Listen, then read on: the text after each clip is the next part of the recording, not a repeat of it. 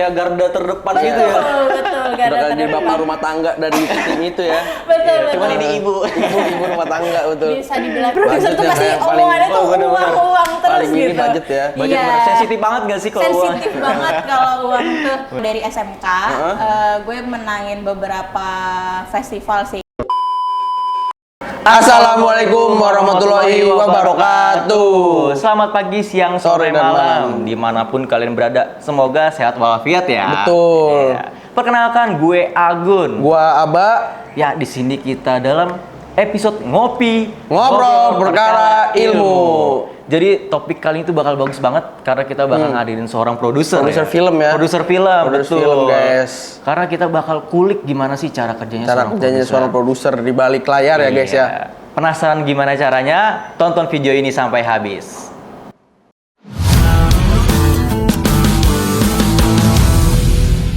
Ngobrol Perkara Ilmu. Oke, kali ini kita bersama Kak Sabila Cairani, atau biar enak kita panggil apa nih?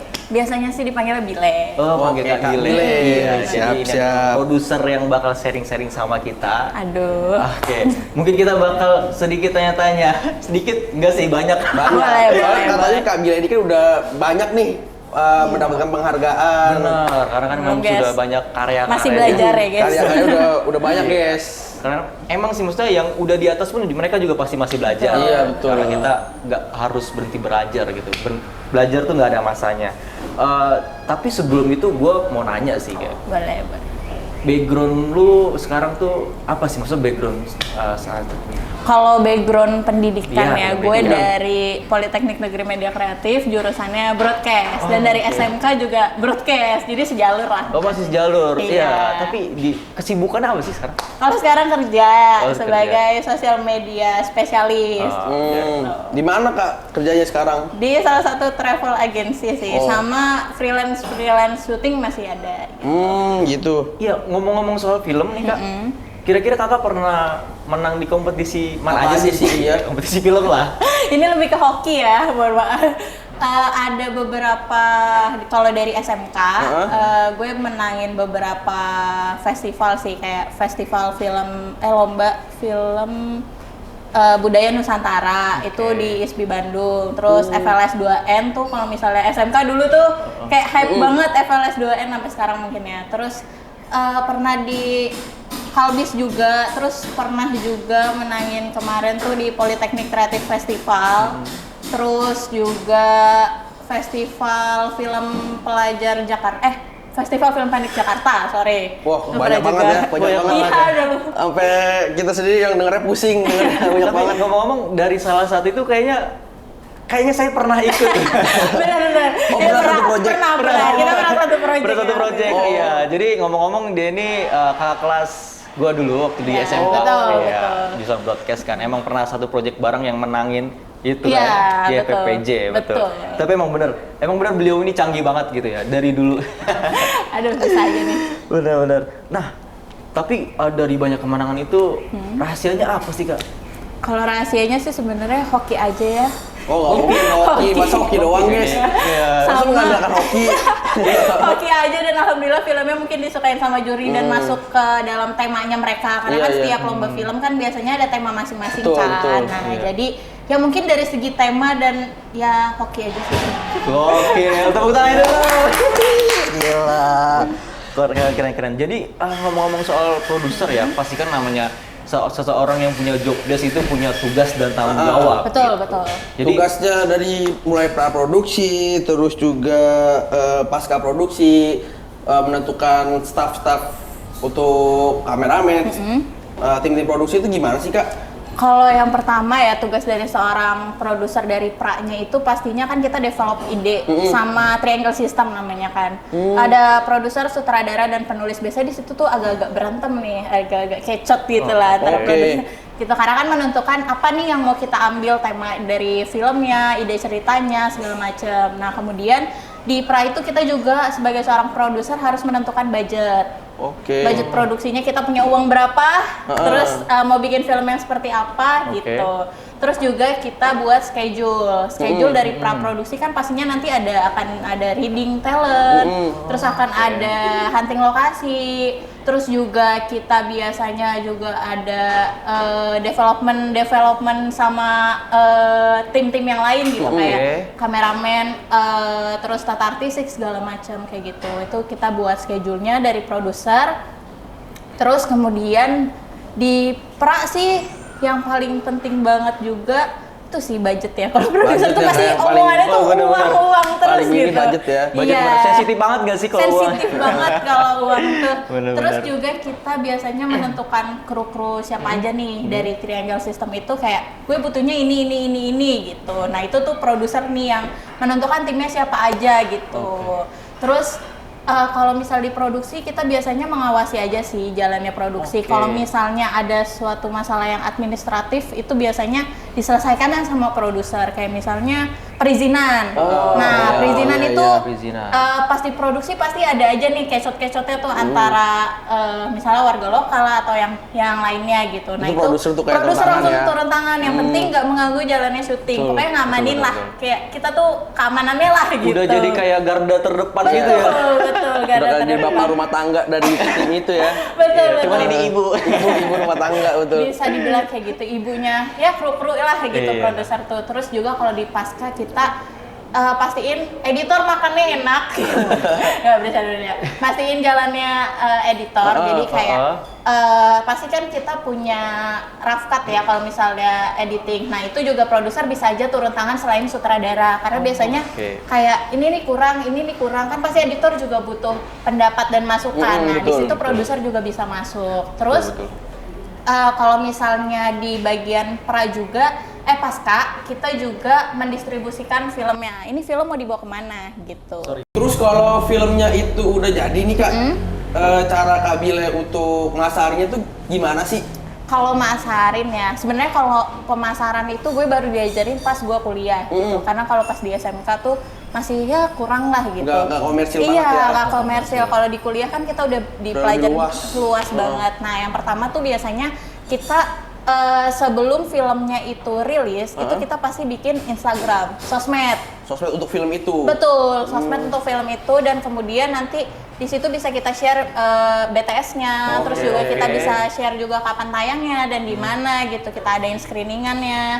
Nah terus selanjutnya biasanya kalau gue bukan tipikal produser yang mau diemin filmnya itu di harddisk, tapi gue selalu cari festival-festival film yang dimana itu tuh cocok gitu sama film gue. Misalnya genre gue tuh kayak anak-anak nih.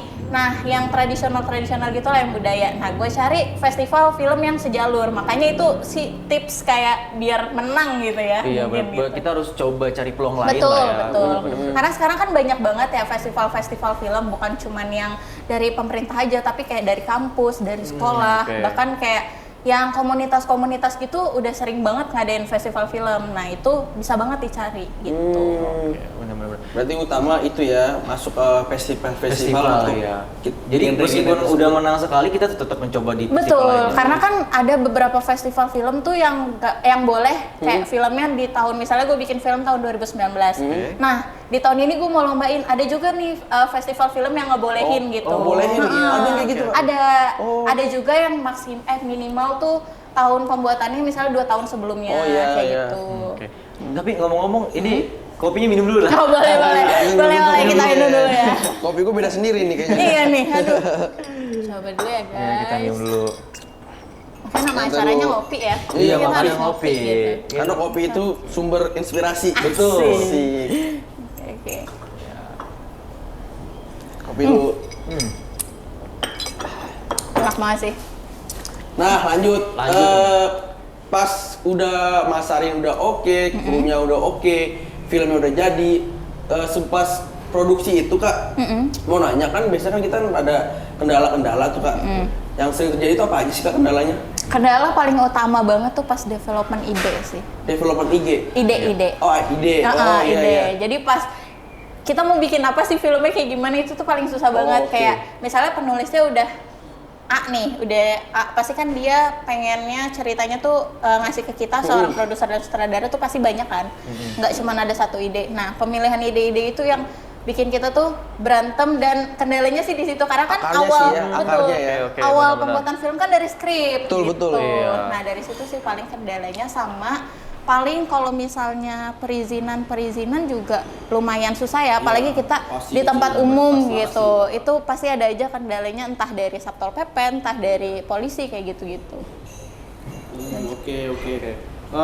Terus ya karena lu seorang produser dong. Iya. Jadi apa sih project lu baru-baru ini yang baru lu kerjain gitu?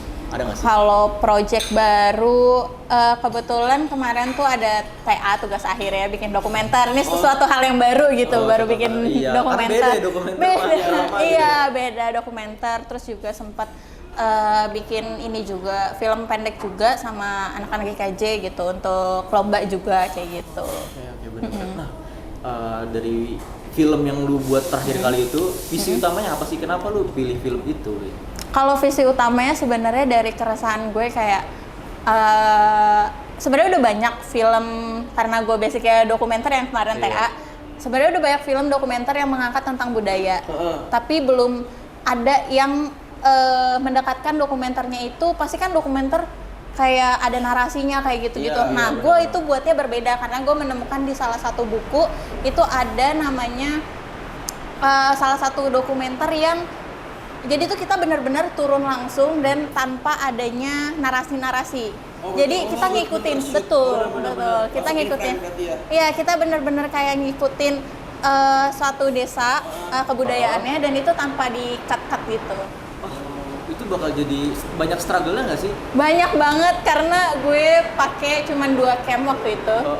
Terus juga keadaan apa ya namanya? Hal-hal tak terduga bisa terjadi dong ya? Bener tiba-tiba apa yang lewat, tiba-tiba suara apa gitu. iya, Itu benar. risetnya bener-bener wow banget sih. Apalagi jadi sesuatu yang baru ya. Iya betul, dokumenter. betul. Jadi selama lu menjadi produser, apa sih yang menginspirasi lu untuk jadi seorang produser? Itu sih sebenarnya. Sebenarnya awalnya agak kecemplung aja ya karena masuk SMK podcast, cuman lama-lama kok kayaknya seru ya ya. jadi produser. Apalagi tuh Gila. gue tuh suka banget sama Angga Dwi Mas gitu. Oh, Dimas Sasongko. Iya, walaupun dia iya. sutradara tapi kan dia juga produser juga kan. Nah, Visinema ya? iya betul, gue suka banget sama film-filmnya dia, terus dia yang produser. Riri Riza juga gue suka. Nah, sosok-sosok mereka lah yang membuat gue kayaknya gue harus membuat sesuatu hal yang baru nih gitu, karena kan karya-karyanya mereka out of the box banget ya, kayak Benar-benar. beda gitu. Nah itu Dari semua karya yang udah pernah lu bikin ya, Kak, apa sih yang paling project yang paling berkesan buat lu? jujur semua project berkesan menurut gue, tapi kalau misalnya yang paling banget berkesan itu di film pertama gue, judulnya Rempugan. Oh, Itu Rempugan. karena film pertama struggle-nya banyak retake berkali-kali. Film apa itu? Itu jadi kayak, aduh gue agak-agak lupa nih. Jadi kayak ada satu orang yang suka sama salah satu pahlawan Betawi, Pitung tau kan? Iya, Pitung. Nah itu, nah cuman yang satunya lagi tuh lebih seneng sama Avenger. Nah, iya, jadi beda. Jadi menyatukan antara modern sekarang sama tradisional kayak Itu gitu. idenya menarik banget sih. Banget sih itu baru dengar. Pantesan banyak pialanya. Iya, pantesan. Keren sih, keren. Lu ada nggak sih pesan buat teman-teman nih mungkin yang pengen jadi produser, ya sekedar tips dan saran lah Tips ya. dan saran. Mungkin kalau misalnya tips, kita masih sama-sama belajar, dan menurut gue apapun yang apa ya namanya lo jalanin itu pokoknya terus bener-bener dijalanin, ditekunin, walaupun lo awalnya tuh kecemplung gitu kayak gue. Gitu, jadi terus aja berkarya walaupun gimana pun kondisinya, dan jangan ragu lah kalau berkarya, intinya coba aja. Intinya coba dulu ya. Betul. Kak, ya. Intinya coba dulu guys. Wah, seru banget ya obrolan tadi. Tentunya daging banget gak sih? Daging banget. Gila. Asli. Terima kasih Kak Bila buat sharing-sharingnya. Tentunya ini menumbuhkan rasa apresiasi yang kerja besar. tim ya. Betul. Untuk kerja tim produksi. Dan jangan lupa buat teman-teman buat ikutin kita terus karena bakal ada banyak pembahasan topik yang baru yang lebih menarik lagi. Di episode selanjutnya. Kita pamit undur diri. Gua Aba, Gua Agun. dan terima kasih buat Kak Bile. Sama-sama. Wassalamualaikum warahmatullahi wabarakatuh. Bye, sampai jumpa.